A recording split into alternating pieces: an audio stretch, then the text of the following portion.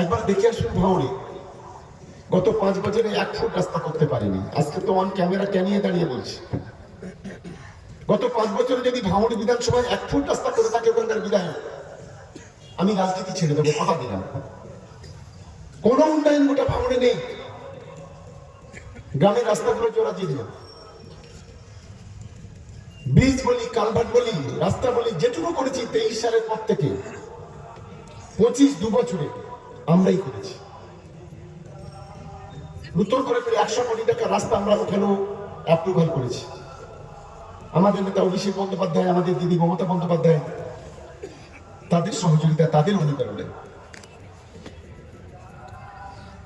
ধর্ম জায়গায়, রাজনীতি রাজনীতির জায়গায়। ধর্ম মানুষকে প্রেম করাবে না। একটা বিষয় বুঝতে হবে,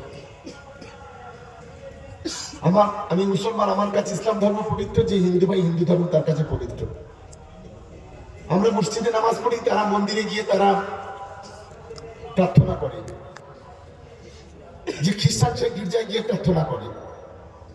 আমরা এটাই ছোট থেকে দেখে এসেছি। আমরা দেখে এসেছি গোটা বাংলায় হিন্দু মুসলমানের একতা, ঐক্য।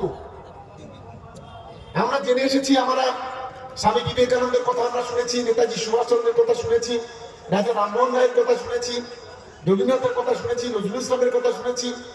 তারা সবসময় বৈচিত্র্যের মধ্যে ঐক্যের কথা বলেছেন, ভ্রাতৃত্বের কথা বলেছেন, একতার কথা বলেছেন। আর আজকে আর বিজেপি এবং তার দোসরগুলো কি করছে? তারা আর কিছু করতে পারুক আর না পারুক, ঠিক যেমন ব্রিটিশরা তাদের শাসনকালে হিন্দু মুসলমানকে ভাগ করে দিয়েছিল, আজকের বিজেপি এবং তাদের কিছু পাঁচপয়সা গোলাম, এই আইএসএফ এর মতো যারা আছে, তারা অন্তত আর কিছু করতে না পারলে মানুষকে ভাগ করে দিয়েছে, হিন্দু মুসলমানকে ভাগ করার চেষ্টা করেছে, প্রতিটি মুহূর্তে পড়ছে।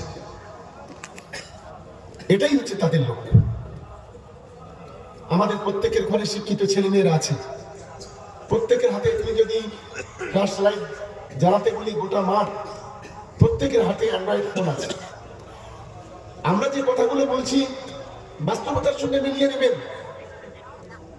মিথ্যা কথা বললে তৃণমূল কংগ্রেসের সঙ্গে থাকবেন না। আর পারিপার্শ্বিক দিক দেখুন, আজকে সারা ভারতবর্ষের দিকে তাকিয়ে দেখুন, একজন মহিলা মুখ্যমন্ত্রী সকাল 8টা থেকে রাত 2টো পর্যন্ত বাংলার মানুষের জন্য তিনি চিন্তা করেন।